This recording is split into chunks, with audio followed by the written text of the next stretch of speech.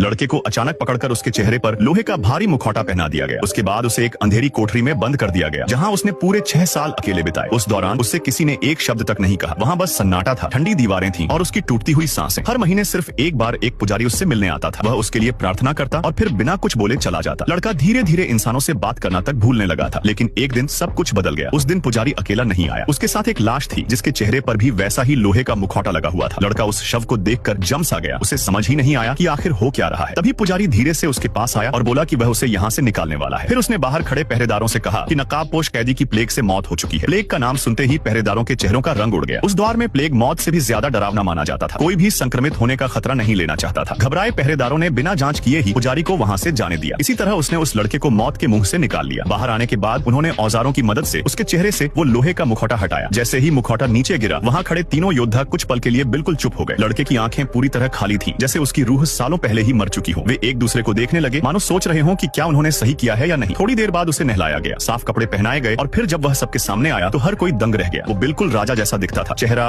आंखें, चाल सब कुछ हूबहू। लेकिन जहाँ ये लड़का सालों तक अंधेरे में सड़ता रहा था, वहीं असली राजा ऐशो आराम में डूबा हुआ था। उसे अपने राज्य या जनता की कोई परवाह नहीं थी। उसकी जिंदगी बस औरतों तक सीमित थी। इसी बीच उसकी नजर क्रिस्टी नाम की लड़की पर पड़ी। राजा ने एक अजीब सा यूनिकॉर्न सुअर छोड़ दिया और सबको उसे पकड़ने का आदेश दिया। लेकिन ये सिर्फ एक खेल नहीं था। उसने जानबूझकर एक जाल सक्रिय किया, जिससे क्रिस्टी भीड़ से अलग होकर एक सुनसान रास्ते में फंस गई। राजा तुरंत उसके पीछे चला गया। उसे लगा कि अपने रुतबे और ताकत के दम पर वह लड़की को आसानी से हासिल कर लेगा। लेकिन क्रिस्टी पहले से ही किसी और से प्यार करती थी। उसकी सगाई हो चुकी थी। जैसे ही राजा जबरदस्ती उसे चूमने के लिए आगे बढ़ा, तभी एक हमलावर ने हमला कर दिया। हालांकि अंगरक्षकों के सरदार ने वक्त रहते राजा की जान बचा ली। उससे और अपमान से पागल राजा ने वहीं उस हमलावर को चाकू मारकर खत्म कर दिया। लेकिन जब उसने पीछे मुड़कर देखा तो क्रिस्टी अपने मंगेतर का सहारा लेकर वहां से जा चुकी थी।